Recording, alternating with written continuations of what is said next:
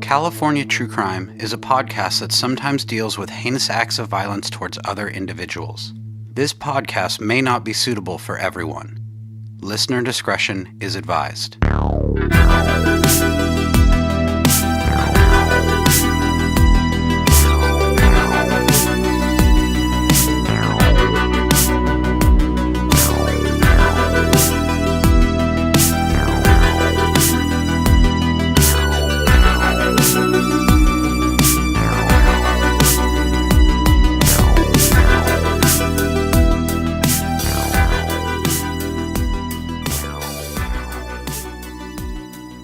Hello and welcome back, everyone.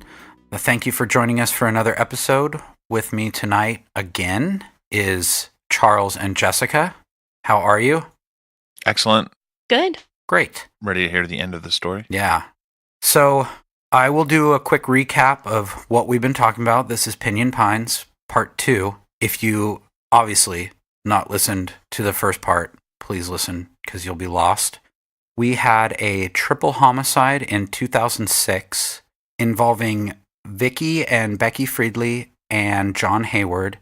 The house was burnt down. Becky was found in a wheelbarrow burned, and they determined that both Vicky and John were shot to death.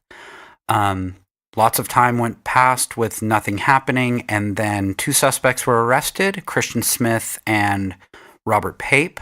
They went to a grand jury. They were then released and saying they didn't have enough evidence for them to actually go through with a trial.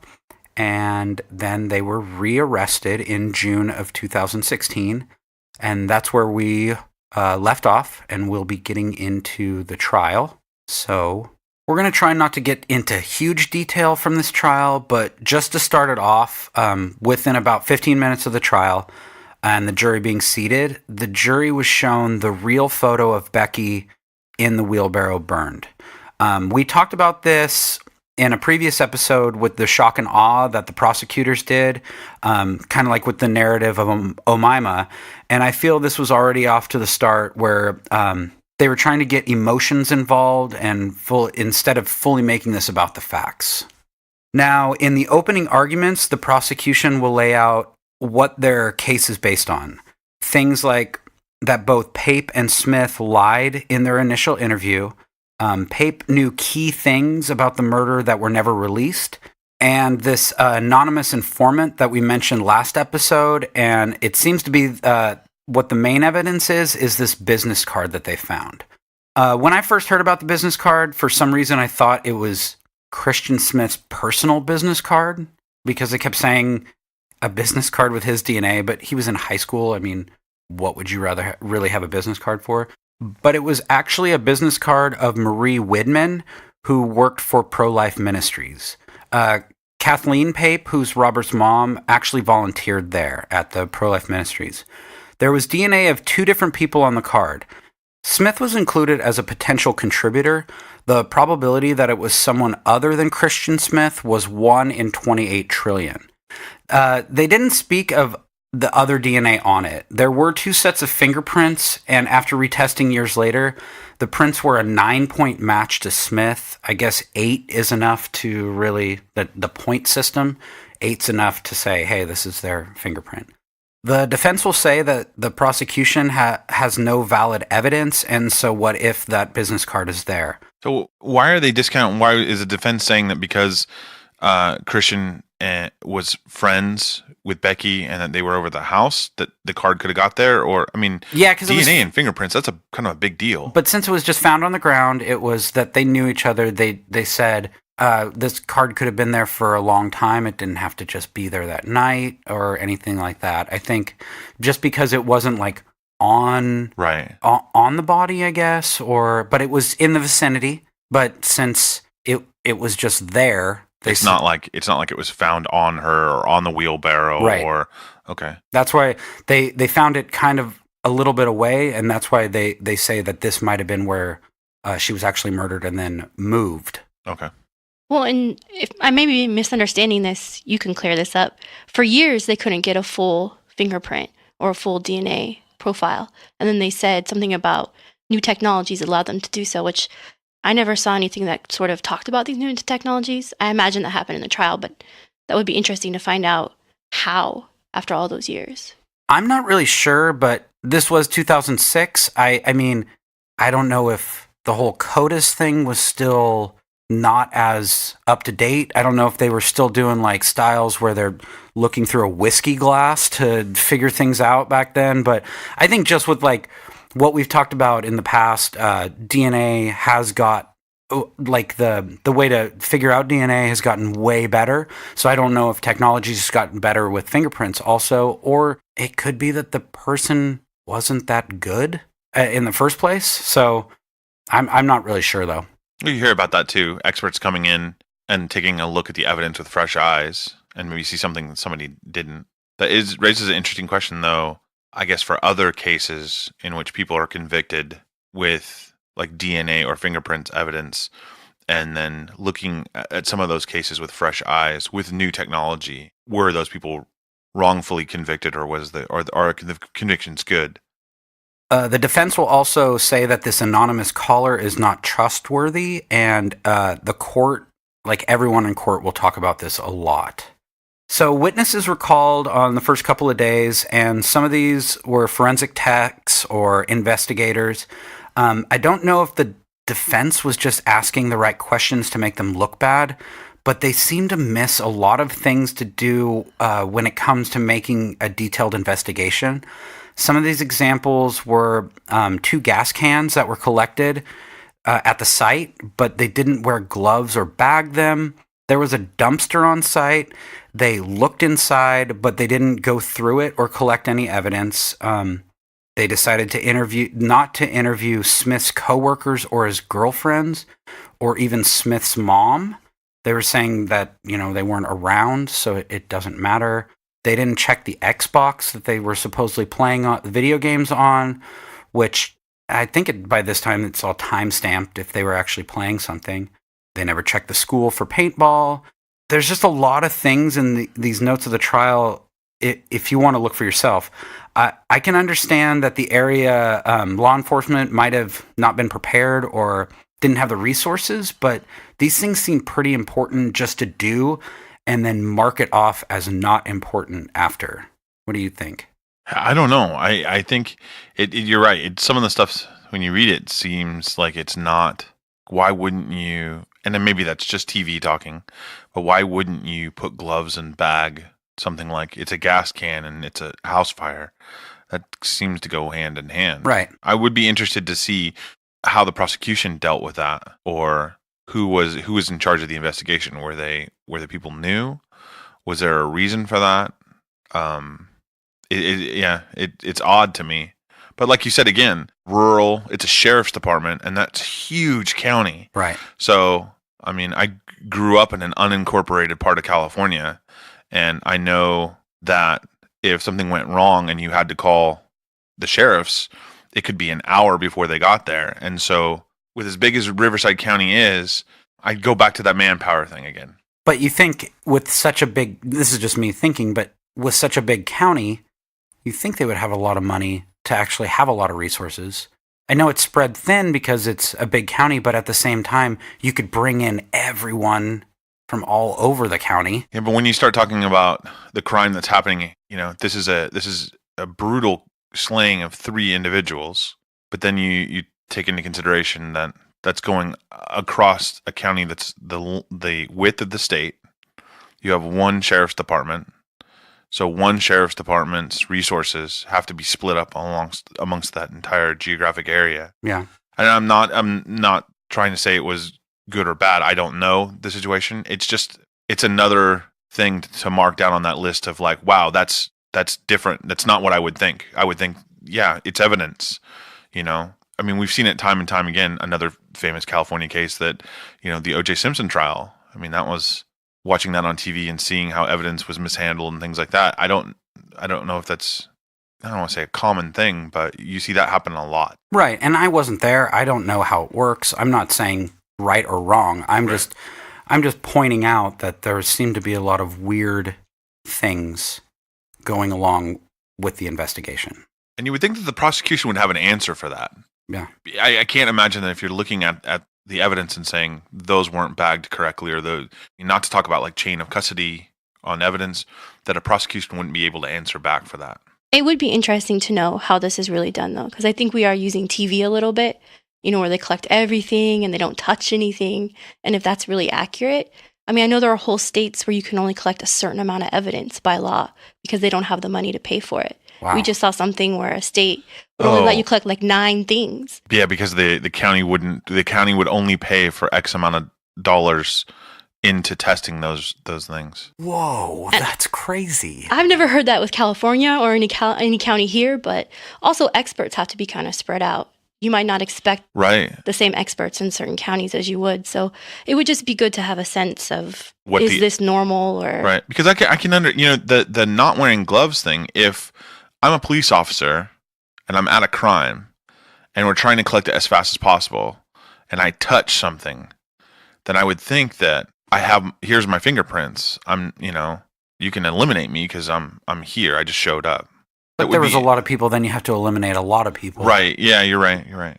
I think it would be interesting then to see what the actual, compare this to other crimes in Riverside County and seeing what's normal and what's not.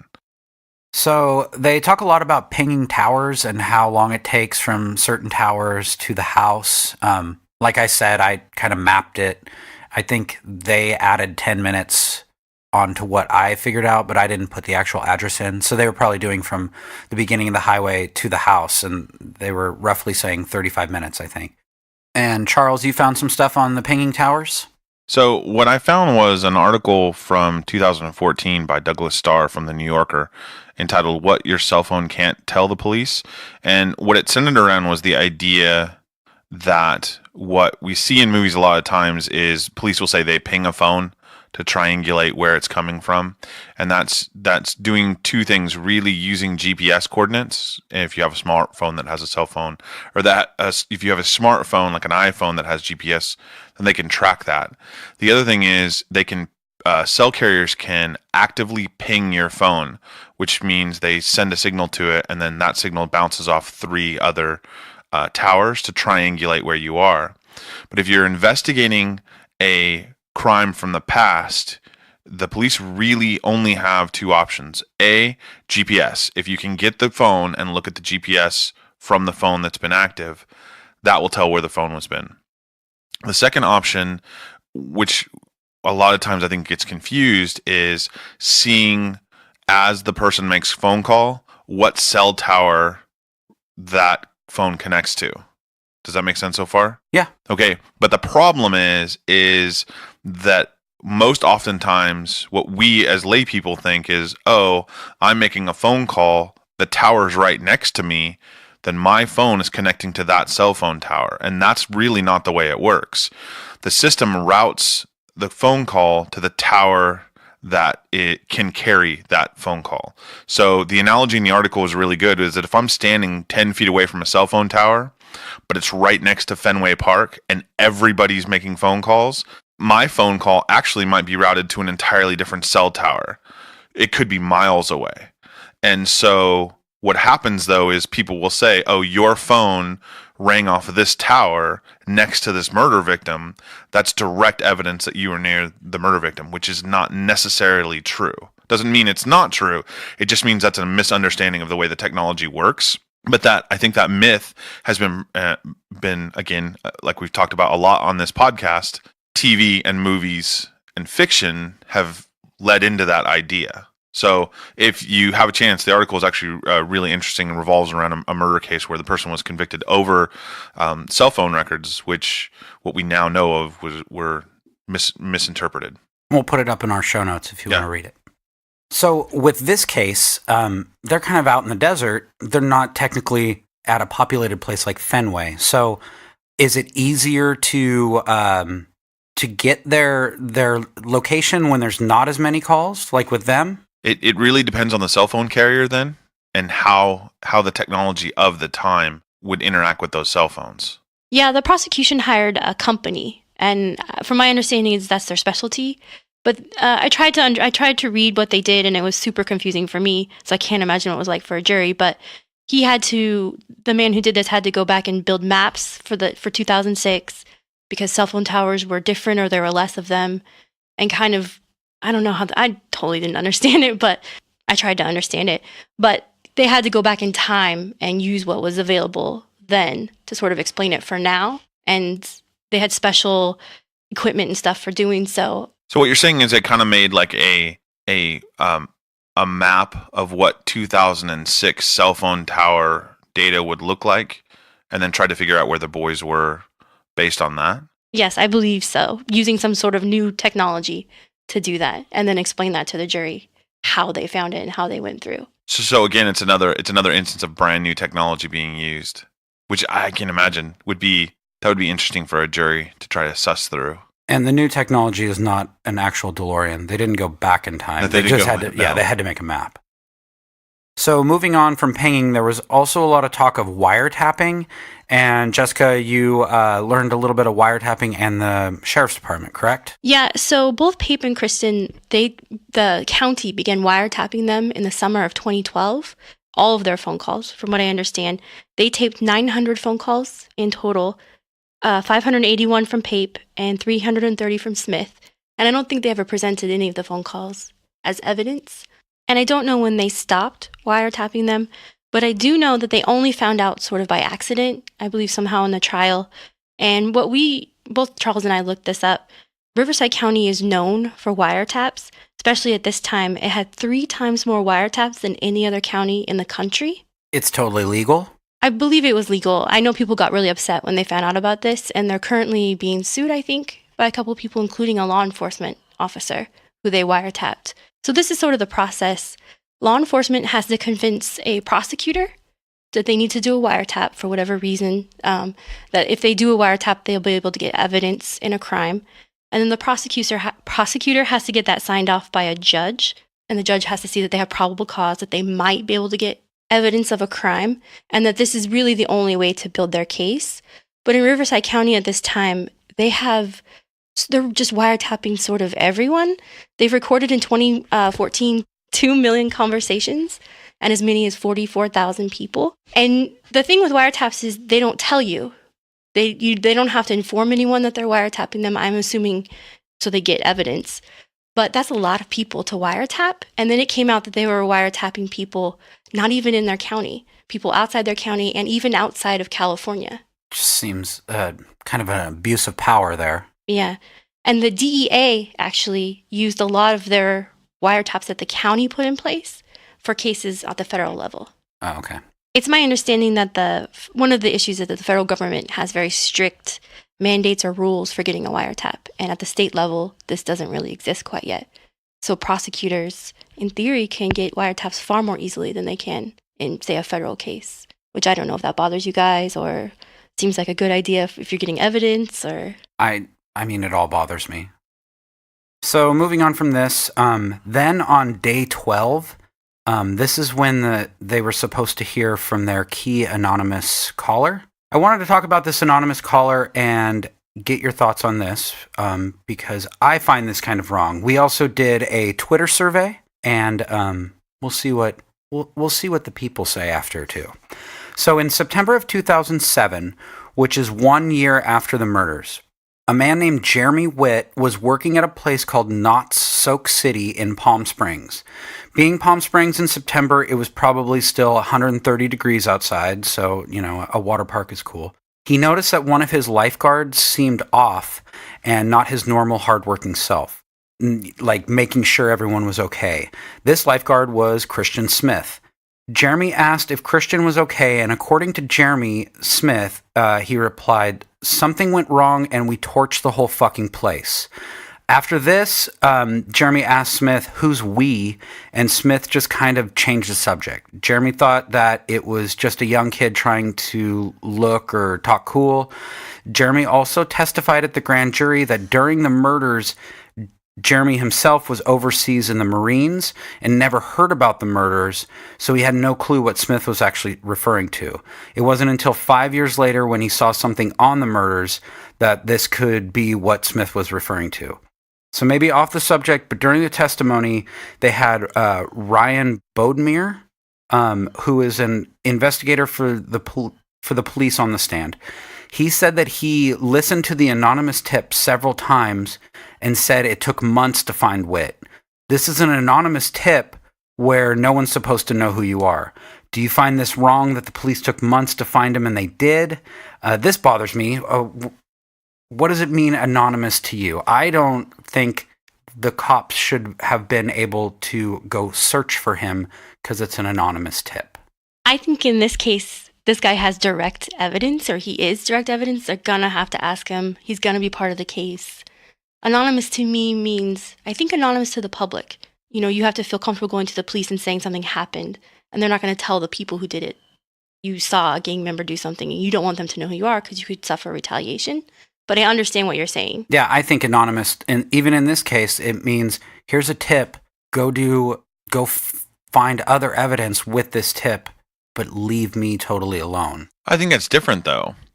It's different if you say I called the police. I have an anonymous tip that there's a shooting in the park, or that there's a body, in the backseat of a car. I don't want to be, that's the evidence is out there. It's way different to say I have an anonymous tip that Sean killed somebody. I'm now putting myself directly in line of the investigation, and it's not a tip. It's hearsay until you follow it up. But was the tip called to the police phone line, or was it the hotline? Do you think that matters? No. Okay.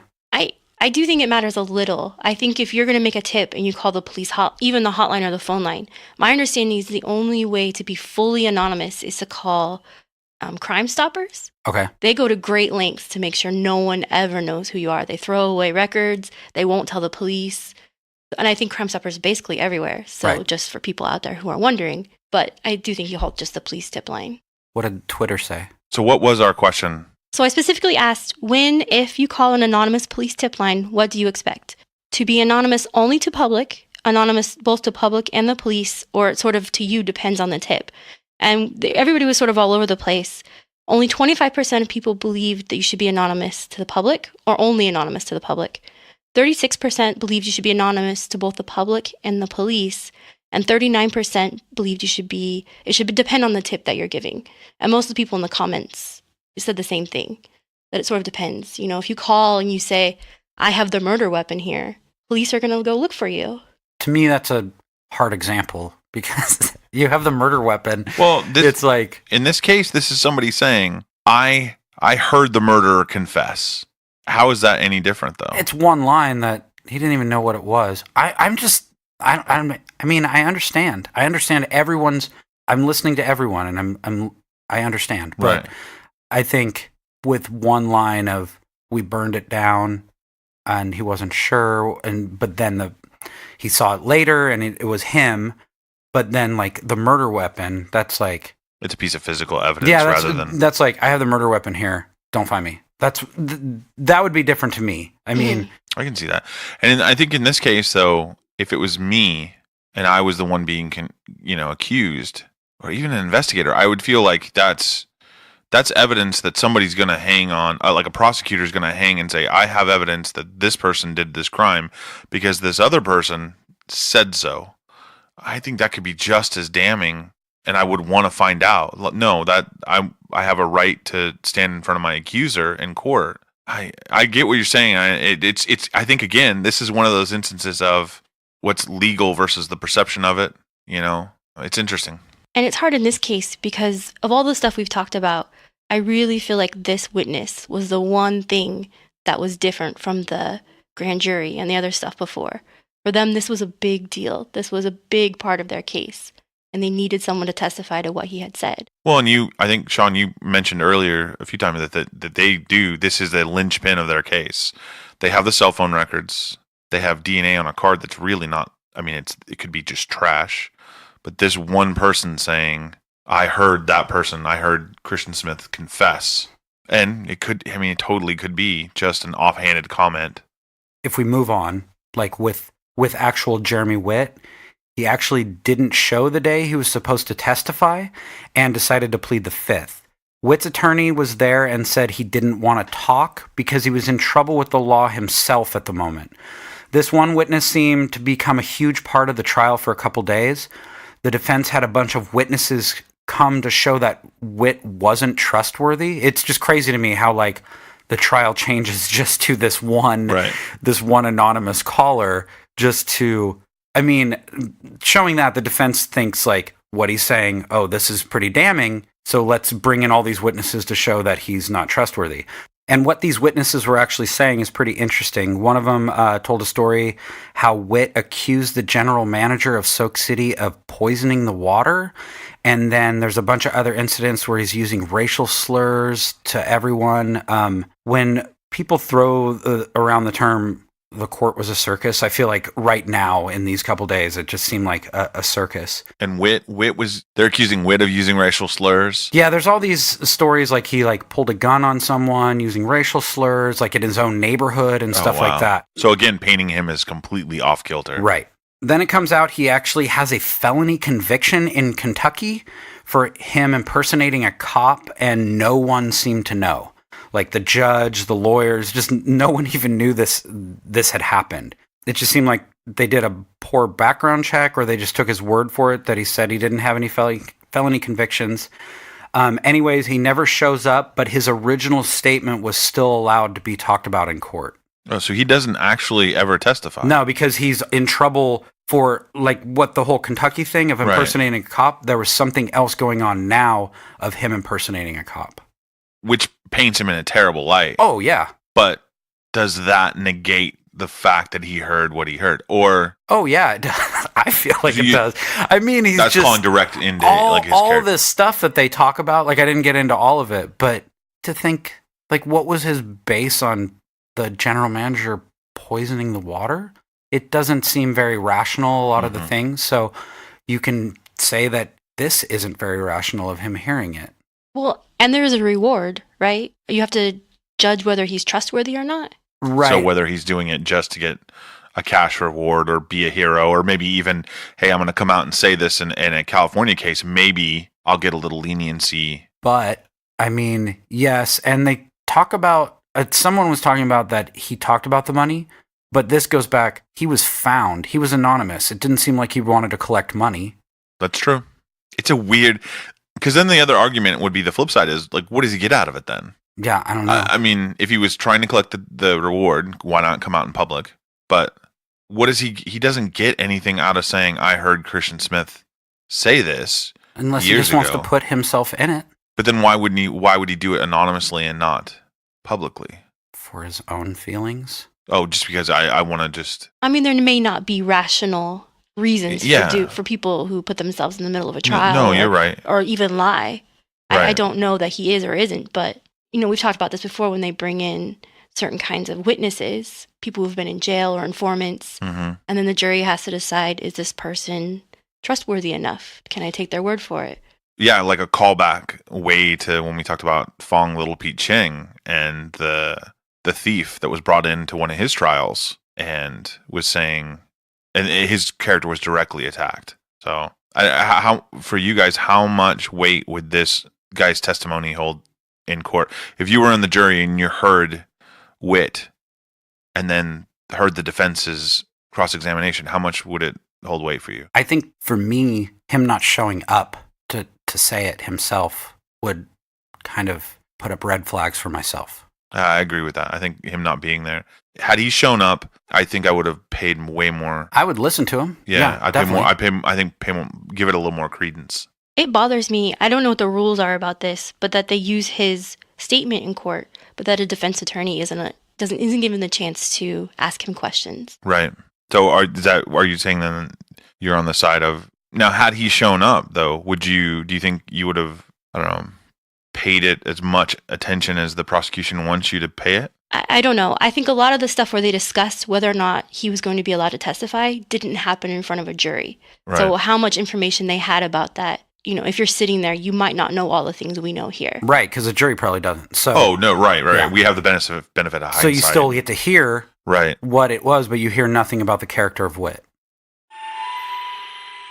What podcast brings you true stories of exceptionally smart and insanely dumb crimes every week? Dumb and Busted, obviously. But Hannah, where's your one-stop shop if you want to hear about a killer nurse, a pervy arsonist, or a group of hella old dudes breaking into a vault? Dumb and Busted. Allison, come on, seriously? We host the show together. Okay, last question. Where can I go if I need to hear the number one song of 1999, I Want It That Way? What? The Backstreet Boys album Millennium? How did we even get on this tangent? Oh, okay. Sorry for being the only one who's ever fallen victim to their tight harmonies and timeless songs. Anyway, please listen and subscribe to Dumb and Busted on iTunes, SoundCloud, Stitcher, Google Play, or anywhere you get your podcasts. Crime you later! So closing arguments happen and the jury leaves to deliberate. One thing I want to bring up is something everyone talked about leading up to this trial, but it didn't seem to be brought up during the trial. There was a press conference saying before Christian Smith's initial police interview that he had said something incriminating when the police left. Supposedly, the police left the room and over an hour, and the cameras were still running, kind of like the HBO show The Jinx. At this point, he said some damning words that seemed like he was totally guilty. This was never brought up to the jury. I don't know if the judge said no or it was just like all hot air. I'm really just not sure. So when this trial was happening, all three of us were in contact a lot. And I think when the jury left to deliberate, we were always checking Twitter updates and checking news sites to see if there was anything. And it actually seemed like forever. For the jury to reach a decision, it took 10 days for the jury to come to a conclusion. With that much time, many were speculating, which this seems to happen in all cases, that when it's a lot of time, it's always in the favor of the defense since they couldn't agree on a unanimous decision or they're deadlocked. But on June 7th, the jury came to a conclusion. So I remember watching Twitter of one of the reporters who was there and he was giving live updates. When the first verdict was read, I immediately texted you guys, so I got off my phone, so I didn't really watch the rest. But the first one was that Pape was found not guilty of first-degree murder when it came back to Becky, and I should have stayed on Twitter instead of texting you guys. But the other verdicts came back, and it was guilty for second degree against Pape for Becky, and both were found guilty of first-degree murder for both Vicky and John. So, yeah, it was pretty intense when this jury's out forever. We're all trying to find it out, and then they're found guilty. And I think it doesn't hurt that we live in a time now where it's minute to minute updates through Twitter and social media. So if you're following a case and you're following these reporters that are there alive, it's a terrible analogy, but that's sporting metaphor of it. Really, people are excited or they're following. It's building that drama. Yeah. So after this, sentencing was scheduled for 2 months after, and that was on August 10th. But before we get into sentencing, I'd like to ask your opinions on the verdict. Because after reading all your notes and all the circumstantial evidence, I'm just not sure what I would be able to I don't know if I could be able to come back with guilty. Yeah, and I think that's the hard part is, the information that we've gathered has been from second party sources. A lot of them were there. I mean, going back to Jessica's timeline that was taken from the reporters that were in the courtroom, but I still think that there's a lot that we're not seeing that maybe that happened in the courtroom. Because I agree. I'd have a hard time. I don't think I could come back with a first degree murder on Becky. I don't. There was things that we didn't even bring up. Like there was this sock, Becky's sock, and it had another man's DNA on it. And to me, I don't know if they didn't test it or they just ruled everyone out, but it was a totally different DNA. Like what man touched her sock that she was wearing? I just think there was a lot that I would question so much. Right. There's a lot of stuff that we know about too that I don't know, like the DNA in the sock. I don't know how much that was talked about, if at all, at trial. I know, for instance, part of the boys' alibi that night was that they stopped at like a gas station and they bought a chapstick. And police didn't go back until 2 weeks later to get the video to prove that they were there, and they had already recorded over it. Mm-hmm. So it's just little stuff that I don't know if a jury knew about or was presented, but bothers me. I think there's a real luxury that we get to go through things. We're not sitting there hearing the story as it's presented and hearing, I can say this is circumstantial and this is circumstantial, but when you're given it all together, it might add up to more than what it seems like to us. Yeah, going over all this stuff after the fact, I could never say yes or no. I mean, I think all my answers always while doing this podcast is I'm not sure, because I wasn't there. There's no way I could actually come to with the decision. But it's just what was presented that we know of, it's still even harder in this case. I agree with both of you. I think looking at it with time and distance and seeing all of the difference, and then having the ability to, do research and let's have a talk about it before and really mull it over and think about it. And I mean, we've been talking about this case for months now, let alone having 10 days to come up with a verdict that's going to affect two people's lives, and to try to figure out the guilt or innocence and then speak for the victims. Yeah, I would be interested to look at how exactly, just the things that were presented to the jury and see if that would hold more weight. I can see why it took 10 days. Oh, yeah, definitely. So during sentencing, reporters were there to give live updates on what was going on. One post I found interesting was from Jake Ingracia, who is a reporter for Channel 3 News KESQ. This post is a picture of about 6 guys, one of them being Becky's dad, standing in front of double doors that read Department 44 above it. A woman is taking a picture of them. The caption for the photo says, "Family members of Pinyon Pines victims posing for photo together ahead of sentencing. Some seem smiling." So, quote, "This thing is going to be worth money someday," end quote, one said. I just find that fascinating that it's a photo, people are smiling, and someone says out loud that the photo that this woman is taking, that it's going to be worth money someday. I know this has been going on forever. I can understand smiles. I can understand that. But to say that this thing is going to be worth money someday, a picture of them standing in front of the doors, it's a weird perspective to me. Yeah, I think it's like you said, it's really hard to judge. I've never been in this situation, and I think your ideas of what's normal just kind of change and shift, and it doesn't make it bad or good. You're coping, and you're getting through it. Right.